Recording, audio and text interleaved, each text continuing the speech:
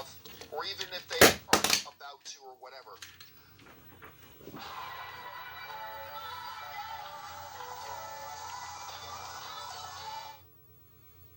At the General, we welcome you back, even after a lapse in coverage. I need a bigger house.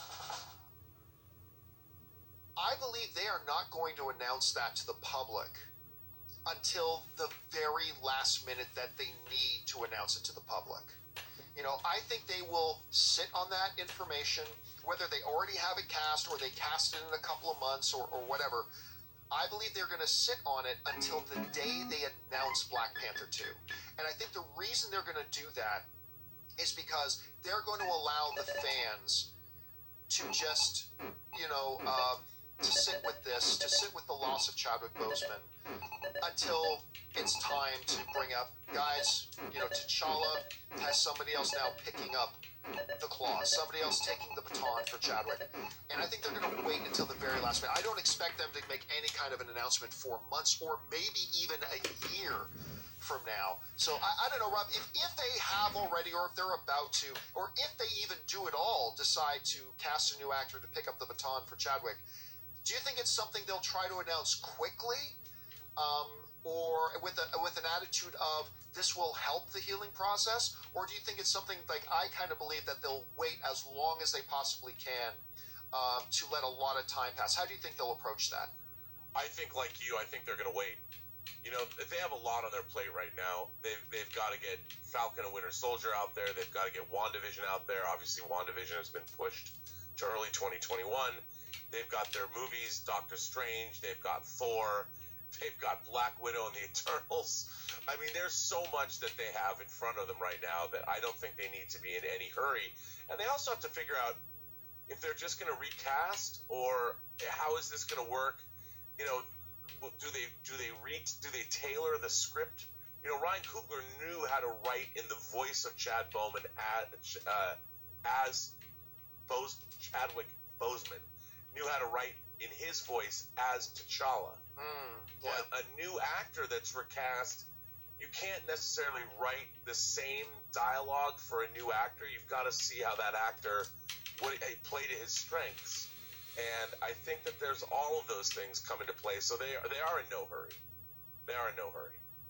I agree.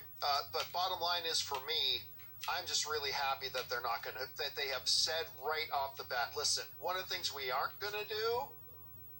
Is your internet ready for Cyber Monday? If not, get Untouchable Man, Speed, enough commercials in that little unbeatable bitty video, price, or and a chance what? to win unbelievable prizes from Vive. Get internet up to 105 megabits per second for only $39.99 a month for 1 year. Plus, a chance to win 7 weekly iPad Pro drawings, a grand prize cyber home bundle including a Nest thermostat, Google Home, Ring doorbell, and iPad Pro. Call 866-584-5 or double your chances online at 5broadband.com/Cyber Monday.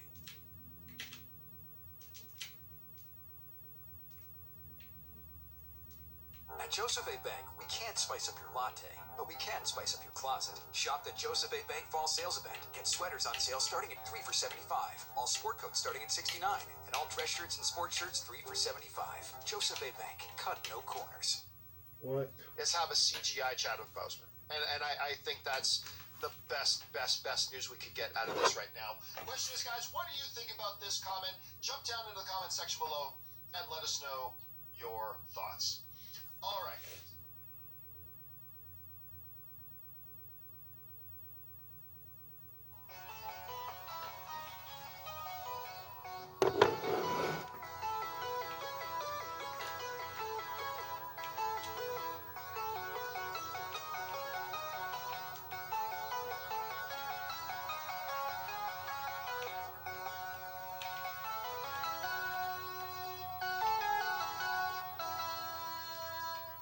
Welcome to the Peace Dependency Podcast. I'm your host, Frank, also known as Sir Macer. In 2021, a new classic Tetris documentary will be released called Best of 5 The Classic Tetris Champion. Recent enough to talk to director Chris Higgins about the upcoming documentary, we also talked about his role in the Classic Tetris World Championships. This is our conversation. Chris, welcome to the Peace Dependency Podcast, and thank you for doing this. Thanks for having me. I'm glad to be here. First question is always the same question to everyone who's new on the podcast, and that is, how did you get into Nbs Tetris? I've been looking forward to this question. I think I was introduced to NES Tetris by Adam Cornelius, who's the director of Ecstasy of Order and one of the founders of the Classic Tetris World Championship. He's an old friend. We went to college together. And we both also moved to Portland, Oregon, which is very, very far away from where we went to college together. But I remember going over to his house. It must have been 15 years ago, something like that. Ooh. And he was playing NES Tetris at his house in 2005 or 6 or something like that. And he was already at that time interested in doing stuff with it, and said, he sort of handed me the controller and was like, "Hey, want to try this?" And I tried it for about 2 seconds and said, "Nope, too hard."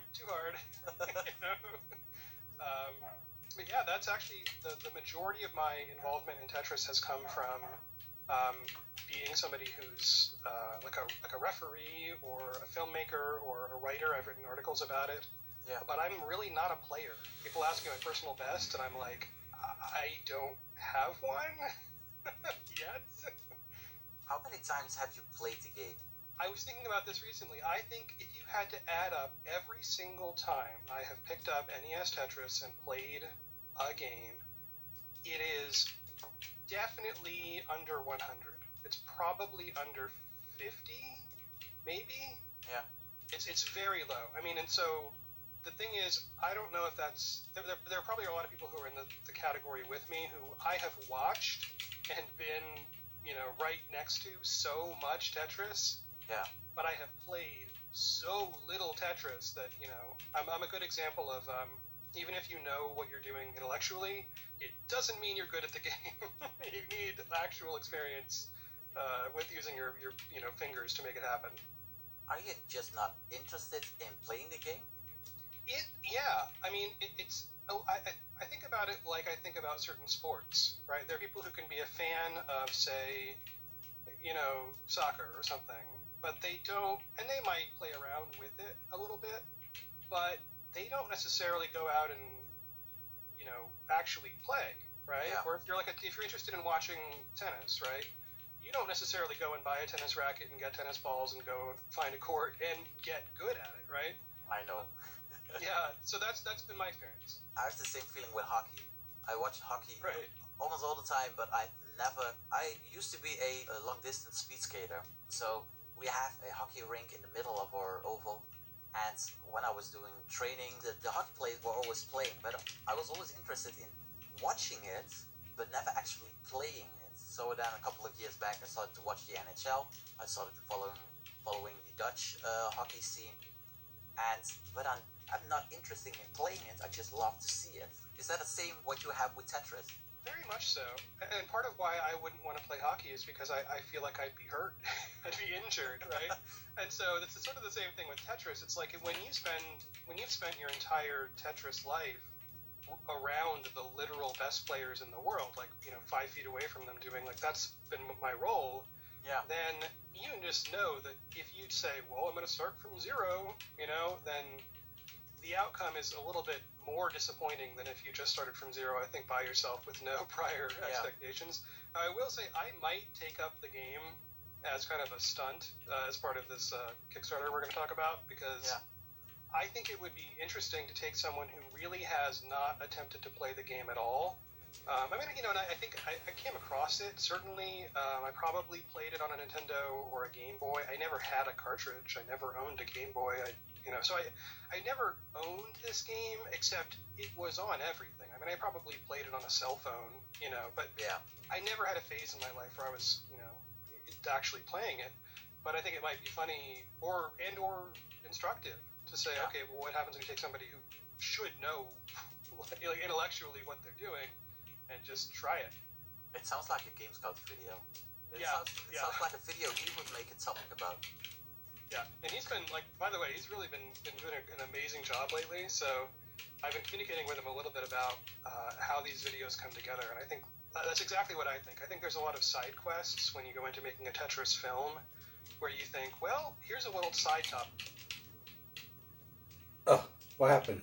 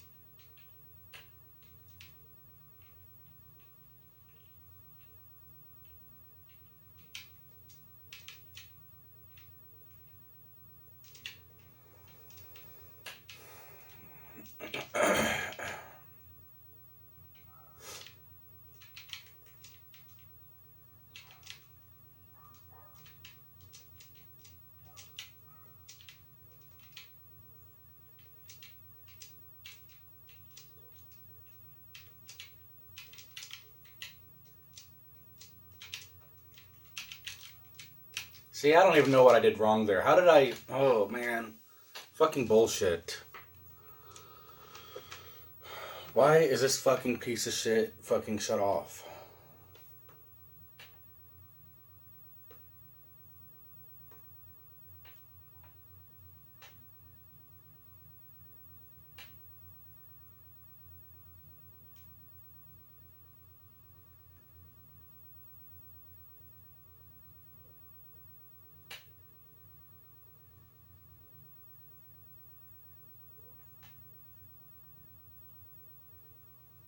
This is nuts. What the hell?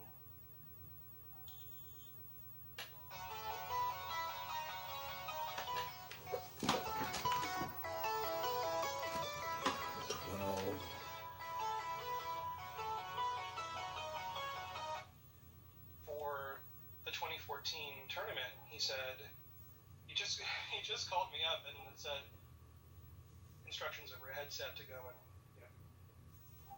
during that film, I wrote parts of the narration and tagged a controller, give it a shot, and you would start them on even 9, much less 18, and they would just go whoa, whoa, whoa. That it's a lot harder than it looks, and I know that not just for myself, but because I've been at all of these tournaments starting in 2011 was my first one, and 2012 was the first one where I worked, and we had an issue where people would walk by and they would just say, well, I could do better than that. And you'd say, well, there's a Nintendo, grab a controller, give it a shot. And you would start them on even 9, much less, 18. And they would just go, whoa, whoa, whoa. I felt in the same trap. The first day I picked up Untitled Tetris. I thought level 9, okay, that's a good level to start on. I topped out with like 30,000 points. Yeah. People who have been to CTWC in Portland might have seen you and known you, but a lot of people in the community may never have heard of you. Can you introduce yourself and tell us what you have already done within the classic Tetris scene? Yeah, so my name is Chris Higgins, and I have been a referee or a judge or a camera operator at CTWC starting in 2012. I also worked on Ecstasy of Order, so I was a writer on that film. I wrote parts of the narration and taglines and stuff like that. I'm a longtime friend of Adam Cornelius, who directed that film, so I've been just sort of, because I live in a relatively small town, and he's here whenever someone has needed help with things, it's like natural for him to call his friend and have you come over and do it. So if you go back and look at the video of any CTWC, like anything that's actually in the Portland era, I'm probably in it. Like I'm in all the ESPN specials. I'm usually running a camera up by the front, and so recently, like in the last, I'd say 2 or 3 years, my role has been to run most of the camera stuff. And by that I mean operate, literally like just be the person with hands on cameras. And we usually have anywhere from, we used to have 4, but now I think we have something like 9 or 10 cameras last year. So it's a department, really. and so you're getting instructions over a headset to go and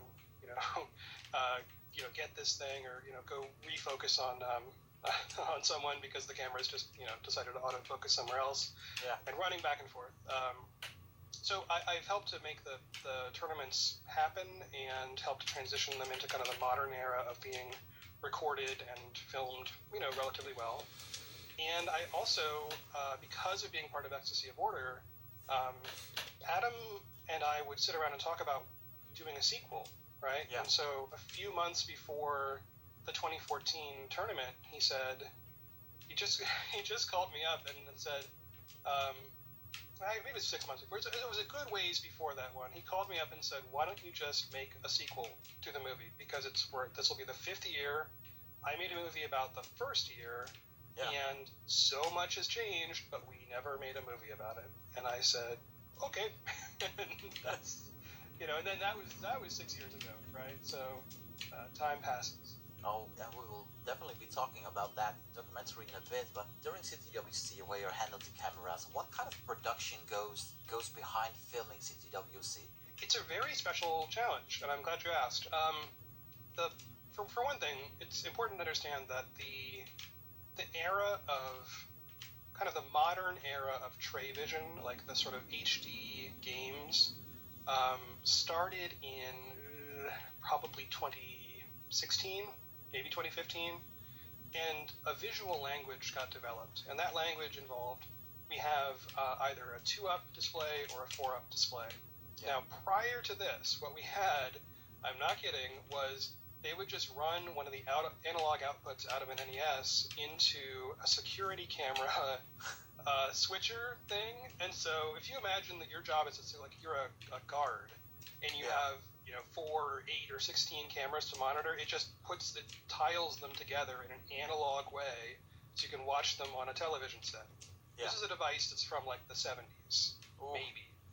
Very, very, very low quality, but it had a way to do a 2-up mode and had a way to do a 4-up mode or a 16-up mode, and you can see that in Ecstasy of Order. That's what's being projected, and that's what they projected in the 1st, 2nd, 3rd, 4th, 5th, like that's all we had, including in 2014 when I shot the film. But it was very clear that this isn't really great, right? So in 2014 we added webcams, which were 2014 era webcams, and OBS existed, and so we were able to put together a thing where you could see little faces of people and stuff, but it was really rough. It was really, really rough. In the modern era, essentially after Trey came on, Trey essentially leveled the whole thing up, and I'm not sure who specifically it was, but I remember being there when this discussion happened. The idea of having players putting the cameras they crisscross. So imagine you have 2 players seated in front of a television. They're looking straight at their own television. We wanted to create a visual effect where it looked like they were looking at their stack, and their stack was going to be in the middle of the screen. So to do that, you had to put a camera off in front of the other person's TV and then tilt it over. You would rotate it, and so you would crisscross. You would be pointing the right one at the left player and vice versa. And typically we'd have 4 of these cameras up front, because you'd have 4 TVs up front. Then we'd also have, that's kind of the basic, that's the baseline thing you would need. And so you need at least, 1 person to operate those cameras because people move around. And then we started adding cameras like the hand cams. So in the final matches, we put one of the cameras way up high, tilt it down, and get the hands. Oh, okay. Here we go. And I think we'll see more of that in the future. We also, last year, we had, when Alexi came, we just sort of rented some more cameras. And by the way, these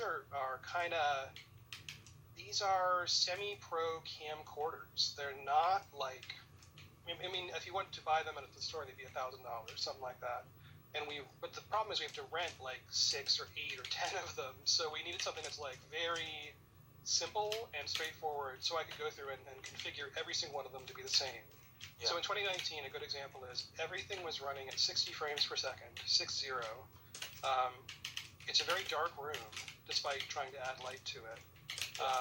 And we had 4 across the front for the players. Fucking one off shit, to the fuck, left, bitch.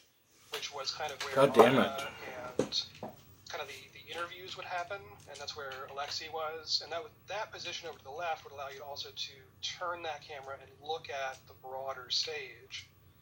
And then back in the audience, that was a huge room in 2019.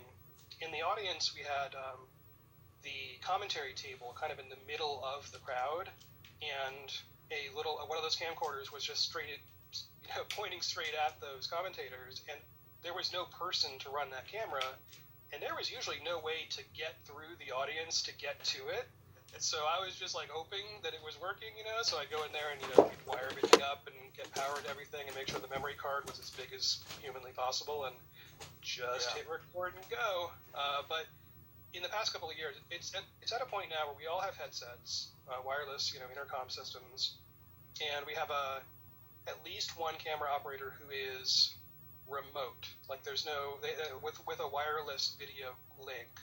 And last year that was James Rexroads. And so you would say, basically anybody who was on the mic would say, hey James, turn around, like turn to your left, look in the, look between these two rows of people, there's going to be a little girl and she wants to count down the Tetris. And you would turn around and you would watch his video, and I remember doing this, saying like, trust me, this one's going to be worth it, And then someone gets down there and you get the shot, right? And then all that stuff is getting recorded individually, plus the actual broadcast stream that's going out is being reported in 2 or 3 or 4 ways. I forget how many we ended up doing. Yeah. At the end of the day, there was just so much data that, after Saturday night, I would go home and dump, I want to say 15 memory cards. Ooh. Yeah, the total data size across just 2 days was almost 5 terabytes of video. It was an incredible amount of video. And there's audio recorders all over the place, and it's a huge operation. And a lot of it really is Trey Harrison, having set up he literally is like a wizard behind the curtain, because he's back there behind a curtain. And the most fun is when he comes out to play, and you just kind of cross your fingers and hope everything stays working, right? There's panic when Trey is playing a game at the CTWC. Anything could happen, and one thing that was kind of fun last year in 2019 was we were in the first rounds, I think on Sunday, and Matt Schoolmaster's game, someone noticed he had no blue pieces, or something like that. It wasn't like no blue or no red. Yeah. And we're watching it, the game is definitely happening, but you look at it and you're like, how is that possible? Yeah. And just panic set in, because like the event is occurring, you can't stop anything. It took us probably 15 minutes to fix this, but what it was in the end was an RCA cable, just a little thin video cable that was 25 or 30 feet long, had gone bad. It had gone bad between when it was installed on like Wednesday and that Sunday morning. It worked on Saturday, and it just suddenly it had dropped into black and white mode somehow, like it wasn't passing color data. And so the thing on Trey's end would recognize that, and it could figure out 2 different shades. It could figure out white and something else. Yeah. But it couldn't figure out the third color. So anyway, we were very concerned, but and it took a while to figure out exactly what that was. But it's telling that for the most part we haven't had massive tech failures, live in major events. It's only a matter of time, but these things are very fragile. Don't and jinx it. Right, I think I just jinxed it, but I mean, like, one of the biggest things in setting it up would be, like, we had to go and set up all of our cameras and then tape everything to the floor, like all the cabling, because all of it is a trip hazard, and if anybody, like, pulls a thing out of if you pull the power out of a camera, all of a sudden you've got big problems, or power out of an ES or whatever. So there's a big team. The camera team is usually, 5 or 6 people, and it's a labor of love. Like, for the most part, people don't get paid, or if they do, it's a token sum. But it is very exciting and very, very visceral to be 2 feet away from Joseph, running the hand cam, right, and just being like, I am watching this happen in front of me. I can smell the green tea. You know what I'm saying? Yeah. So, yeah. I used to reach out. This is the thing I used to do with the hand cam. Green Tea would put his tea down, and it would block the hand cam. So I would just reach out and move the tea. over and over again, and he would reach over for his tea and it just moved, right? I felt really bad, but I was like, well, it's what you gotta do, right? It's funny. It's the second green tea anecdote we had on the podcast, because Mark was telling a story about green tea was playing Guideline Tetris in the middle of the queue of qualifying for Classic Tetris. Right. Yeah, green tea. I think also I've seen more, in the last couple of weekends. I love watching a player who's expressive, right? Who's having. Yeah.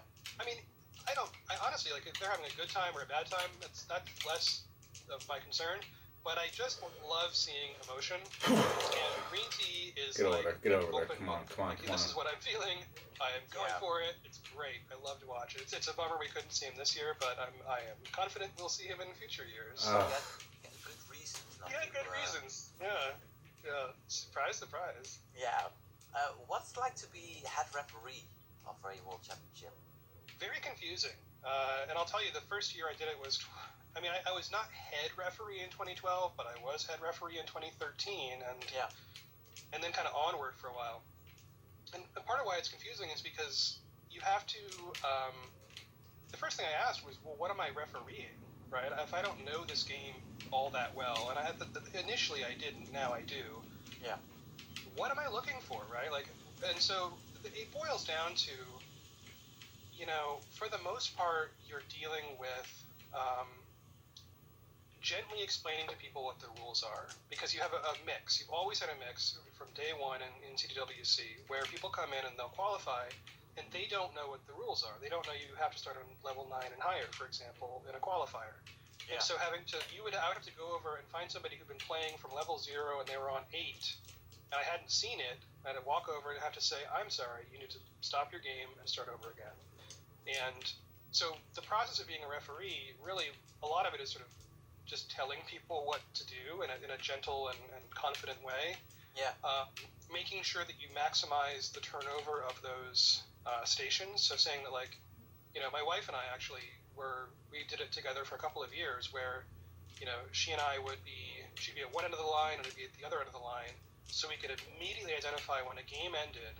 And I would just kind of be like, getting that person out of that chair so she could send that next person over there. And I would hold up a hand and point, and hold up a hand and point, just to get that moving, to keep it moving as fast as we possibly could, because, it's important to maximize, the attempts you get. The thing that we really worry about is technical malfunctions, and those do happen where, like, someone... Even just unplugging your controller and walking away, sometimes that's enough movement to pause someone else's game, or cause their NES to malfunction. Really? Yeah, I've seen it several times, and sometimes it's been kind of controversial at times, because people have been having very good games, and there was an incident. I'm not going to say who it was or whatever, but the point was someone was having a pretty good game, like in 700s, 800s, something like that. Yeah. And somebody else had a bad game and was mad, and so they kind of slammed the table, and the other NES glitched out and froze. Oh no. Yeah. And so what do? As the referee, you have to make a call in that exact moment that is fair and that is, something. Like, you are the person in charge. Yeah. So, like, in those kinds of cases, I'd essentially say, I need you to not, hit the table if you're angry. It's okay to be angry, just don't make somebody else's game suffer for it. I would also do things that are just functional. Like, I'd say, I would go ahead and if I saw a machine that was having glitches, I would retire that NES. I would just say, I would rather have no one play this than have more than one person suffer a lost game on it. And so I would turn those off and then just raise the flag for someone else that we need to go get another NES or another TV or whatever.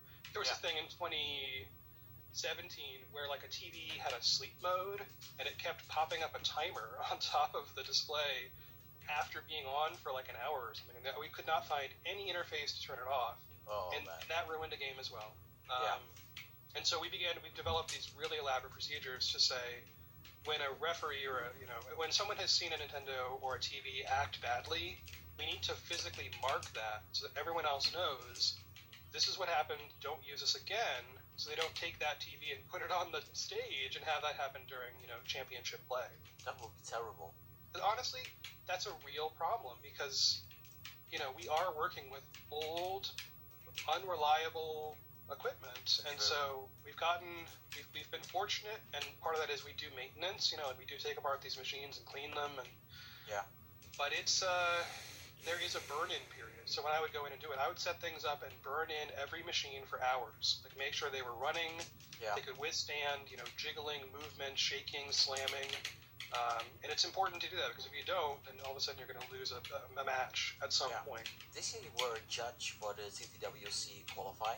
What was it like to fulfill that role this year? It was fascinating. It was so fascinating. Come on. I did was I judged qualifiers, but I didn't judge the Here we main go. event, because I just wanted to watch the main event, because it's like the World Series for me, right? Like I wanted just to say I'm sitting back and just enjoying this. So in qualifiers, I think I did the most people. I did something like 34 independent qualifiers, and they started on every half hour. And so what would happen is the time would come. Prior to the time, I would get on Discord and send a message to the person saying, here's who I am, and I'm going to walk you through some steps, and some of them you know about, and some of them you might not know about. And then 1, 2. Hopefully they would reply, and we'd get on a voice call, and I would walk them through various steps. So show me your controller, show me all these things. And force them through a process of verifying that their equipment was real and was actually plugged in and stuff like that. And it was, for one thing, we did have a ton of equipment failures in qualifiers. I saw probably 5 or 6 times when an NES just froze. Seemingly no reason. I saw times when they froze for obvious reasons, because somebody threw a controller or whatever. Not saying I'm going to say who, but it's clear when that happens. And again, but the thing that I liked about it, and you would have to make a decision, right? So, okay, if that happened, does the game count? Do you get extra time? All these sorts of things. But the main thing, the thing that I loved about it was that it was similar to the idea of doing it in person. I felt like I had a one-on-one connection with these people, and I was rooting for all of them. I'm like, you're my player. Like, I'm going to watch you on mute. I'm going to watch your little game playing for 2 hours. And then I'm going to go back and review the best games you had. God damn it. And I get to see, like, your house or whatever, And often they'd have to call me back because something went wrong or whatever, and they had to re-verify. But you kind of develop a little bit of a working relationship with people where you're like, okay, here we go. Your controller came off. Okay, fine. Let's plug it back in. Turn your camera around. Do this thing. I loved having those moments with players. What was your most memorable moments during the qualifying? My most memorable moment. Here we go. Honestly, so the context of the world that we're in today, right? I'm living in the U.S. I'm on the West Coast, and we're under a pretty serious lockdown. So I have not had a haircut since February. I don't leave the house very often. So I've developed a world where I'm in the house, and my wife and I have a treadmill in our garage where the car usually is, but we have other reasons to put things in the garage these days. So in the morning, I go out and I get on that treadmill. And early on, I think it was Monday or Tuesday, before, the way we had it set up, we had different people in different time zones who had said, okay, from UTC, this time to that time, I'm going to take people every half hour. And so I had said, well, I'm just like broadly available through this huge period. And Vince, I think very rightly, said, let's trim that down. So, Chris, you're going to be available like, I think it's 1 p.m. to 4 p.m. My local time. And I said, well, okay, fuck, I don't know. But turns out, if you do 8 people a day, you get very tired very fast. But in the mornings, I'd get up and get on the treadmill, and I had an iPad in front of me, and I'd just fire up Twitch and see who was qualifying. And the most notable thing was when I fired up, I think it was Anna D. Anna, yes. Yeah, and I'm just watching this, and I have the chat open, and I'm just watching this thing happen. And it's very much like, Game Scout's video, where I had that realization, like everybody had that realization, which was like, oh, okay, so here's somebody building on the left. I've seen that happen, building for a left well. And I had seen that in other qualifiers already. But the realization of like, oh, this player is terrific. Like, this person is like top tier, she's got a shot. And so realizing when she's getting these pieces over there, like, this is somebody who, next year, like, I was just so excited to see a brand new player. And by the way, the audio on that is so bad. I was listening to it in my headphones, like, doing my morning workout, and I'm like, I can't hear what you're saying. It sounds like there's like a fan in her computer. It sounds like an aircraft or something. Profile picture on her Twitch page is now a airplane because of that stream. Yeah, but it was just such a delight. It's a delight to see new players, or to see players where you've never seen their faces before. You've seen them play in, CTMs and stuff. Yeah. But you actually get a glimpse of them as humans. So that was one, watching... Mother's fucking brother. Watching that qualifier, that was, I was actually the qualifier judge for both Dog and Pixelandy. Both of which were amazing qualifiers. But there's this moment where Pixelandy is playing, and for some reason Dog just walks in the door. Yeah. I didn't know they were brothers. Almost nobody knew. Nobody knew, and I didn't have, like, special information or anything. It was just like, okay, here's this person's, like, Twitch handle, and, it's when they said they signed up. So I'm sitting there, and I'm just like, wait, what? Did you see that? What? Oh, what? So that was a delight. And the fact, here's the overall thing.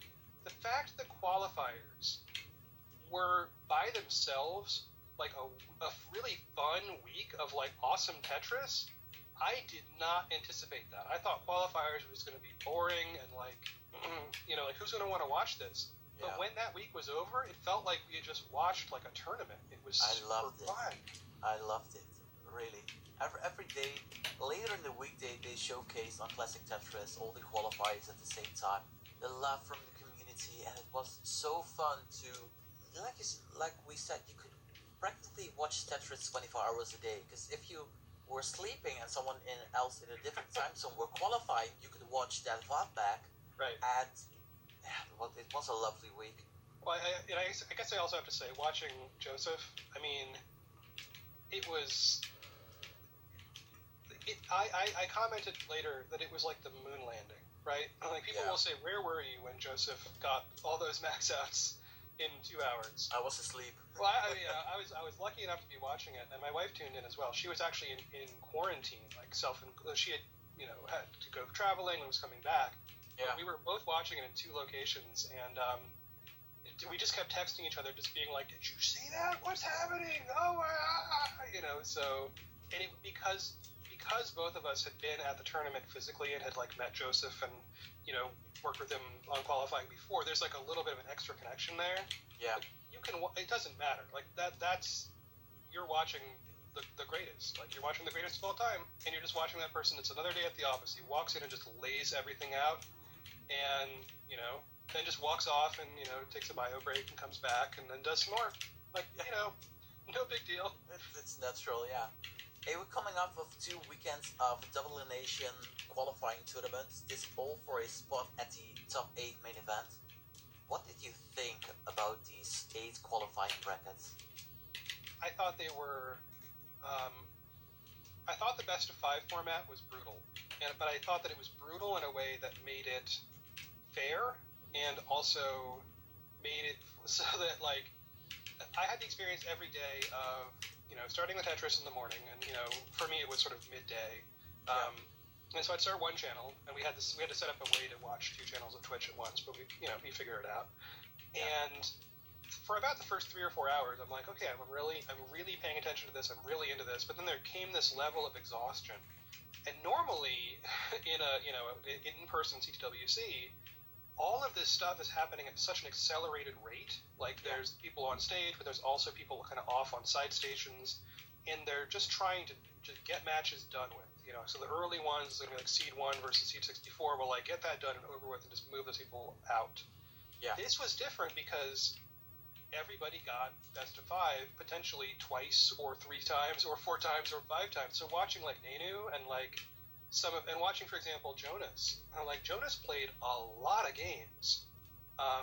It was a lot of fun for me to watch that, but also there was a level of exhaustion as a viewer where I was sort of like, I'm kind of ready to be done with this Tetris at this point. It kind of was too much Tetris for me to handle. Yeah. But on the other hand, like, I'd rather have that than not enough. So I did download all the VODs as well, because I'm like, there's stuff I missed on Channel 2 when I was watching Channel 1 and vice versa. So it was a beautiful thing to see, and the ability for people to go through that comeback, the second chance bracket, and make their way back up, that's amazing, and that it actually occurred is, like, fascinating. So, like, to watch people battle and play, 20-plus games at such a high level is amazing to me, and I think really speaks to the level of play. Like, the level of play here obviously is the highest by far we've ever seen, and every year we keep thinking, like, well, the level of play we're seeing cannot be exceeded. What will it be next year? Like, where can we go from here? Because of the world we're living right now, it had to be online, but that's also the part why the level of play is so high, because normally people who can't make it for various reasons to Portland are now can now play for the World Championship, and people who crack it during the CTM Masters events or during Classic Tetris League, they can play right now, and I think that is one of the reasons why the level of play is so high this year. Yeah, and this is a thing that I think Americans are extremely bad at understanding that there is a rest of the world, and so we tend to name things World Championships that are functionally U.S. championships, right? Baseball. So, yeah, exactly, the World Series. I mean, obviously, no one else plays baseball anywhere else, so whatever. So this is a classic American cultural problem. This year, we had the opportunity to actually see a World Championship, right? And I think that there are elements of that we have to learn from, regardless of what happens next year, if we do have an in-person thing at all or not, because that's the thing, is like we always knew it was a real problem, a huge expense, and this is part of what my film, by the way, ends up being about. Like, it's an incredible expense, even if you live in the States, to fly to Portland, Oregon, and like get a hotel for potentially 4 days or something, and then fly home and buy all your meals and all this stuff. So it's something that was a huge limiter. And so when you take the financial limiter of the at least $1,000, if not a lot more, just to go, and everyone loses except one you know what I mean? Like, that's a terrible burden. And the idea that you could actually say, okay, listen, you need a minimal set of hardware, and it's it's not like that's a free thing. You still have to have hardware, and you have to have a computer that's capable of doing this, and an internet connection, and a camera. It's a lot of stuff, but it's not like thousands of dollars worth of stuff. It opens Just things give up me a in fucking that's 2 fair, fucking wide. Fuck. and Shit. gives Bitch. us- Fuck. shows Jesus. us, okay, Fucking the question any is, fucking 2 who's really fucking the wide. best in the world. I'm so glad to actually Oh, Josie see Sue, it's okay. more than 1 to 3 countries represented. Now we do end up with a lot of Americans in this final bracket, but still, along the way, we actually saw substantive, gameplay from players who are not in that sort of U.S.-centric scene. And I am so excited by that, because I think it really does legitimize the concept of a world championship, right? Yeah. Yes, I do agree. We had a couple of international brackets. We had 2 all-American brackets and 1 bracket with 1 person from Antarctica. Is it true that Quaid was representing Mars last year? I don't know if I'm allowed to comment on interplanetary controversies. I can say that Quaid is actually I didn't interview him, but he is mentioned a lot, and there are some moments that come up in 2014, because Quaid got a max out in qualifying. I think he got the first one that year. I think there had been 1 year prior. So we grabbed him and had an interview with him, and his attitude, if I remember right, I mean, this is paraphrasing, but essentially Vince, gets on the mic and says, okay, Quaid, you've got a max out in qualifying. This is a very unusual event. What do you have to say? And Quaid is like, I mean, he just sort of like, he does not care. He does not want to be, the attitude he's giving off is, I don't care. Yeah. So he's saying, I don't care. I guess I'm good at Tetris. I guess I'll go do another max out now. I don't know. Go Buko. And then he just walks away. He just literally just turns around and walks away. He does not care. And I would ask people, like, why do you think Quaid doesn't care about Tetris? And everybody's like, Quaid really cares about Tetris. You don't get that good at Tetris, if you don't really care. True, Quaid is playing a character. And I was like, oh, I'm so dumb. I didn't grow up with, like, professional wrestling or whatever. Like, so he's basically, Quaid is our pro wrestler. And so I love seeing Quaid bring that kind of energy and that kind of unpredictability and the sort of Hauser-Cowser complexity that comes up, and sort of these inside jokes, like the whole thing of yelling "Buko." I think that was Quaid and his brother, where they just picked a guy to just say his name, and now that's a thing. Anyway, I about the Mars thing, the Antarctica thing. I don't know. No comment further. Don't go comment. I mean, maybe I do know and I'm just not saying. We'll return to the conversation with Chris in a minute. But first, if you like the Peace Dependency podcast, help us grow. Please share the podcast with every Classic Tetris fan. Follow us on Twitter and Instagram at Peace Dependency. You can like our Facebook page, Peace Dependency Podcast. Subscribe to our YouTube channel where we have all the podcasts uploaded at full length. Also, you can listen to the Peace Dependency Podcast on Spotify, iTunes, Google Podcasts, or your favorite podcast app. Join the Kingsman Tetris Friendly's Discord server.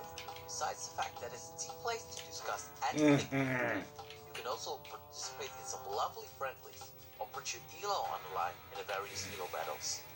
Last but not least, if you have a suggestion we need to have on the next Peace Dependency Podcast, let us know through our socials, Discord channel, or send us an email, peacedependencypodcast@gmail.com. Now, let's go back to the conversation with Chris, where we'll talk about the upcoming documentary, Best of 5, Classic Tetris Champion. Hey Chris, the main reason you are here is that on Friday, October 30th, you announced that you are working on a new Classic Tetris documentary. It's called The Best of 5, the Classic Tetris Champions. Before we go in depth, can you tell us what this documentary is about? Yeah, so let's back up. There's a very important documentary that chronicles the beginning of the Classic Tetris World Championship. That documentary is called Ecstasy of Order, the Tetris Masters, I believe. And that film, and I worked on that a little bit, and that film is about the beginning, right? It's about Robin Mihara and, like, trying to figure out how we're going to make this thing work.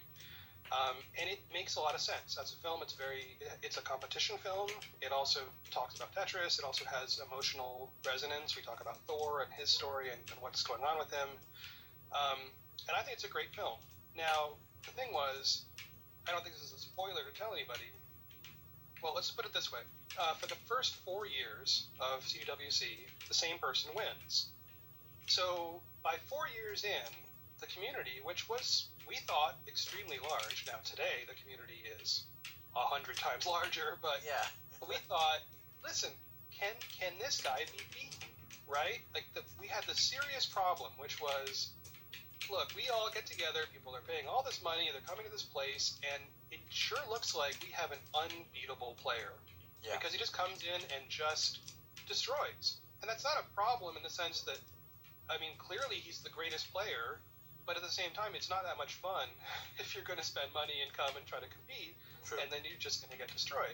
So when we came in for this fifth year, first of all, I wanted to check in on I wanted to make a film that just documented what is this tournament, why does it matter, and what's going on here, right? But the biggest question, the big operative question every player was struggling with was, how can I beat the 4-time champ? Or can I? Is it physically possible? So you had people who were trying to, actually, maybe I'm going way too into this early. Doesn't matter. The point was, I wanted to pick a year and document what was happening. And so leading into it, so months in advance, I began following players and interviewing as they were getting ready, as they were training, and asking them, what do you think is going to happen? What are you worried about? Because there's a lot of players in Portland where I live. I was able to go and just talk to them endlessly. And then when the tournament actually comes, I documented everything about that. So how do they fuck you, Jesus. NESs, how do we test them? Where are they? How does that all work? And then how does tournament day work? What happens on the tournament eve?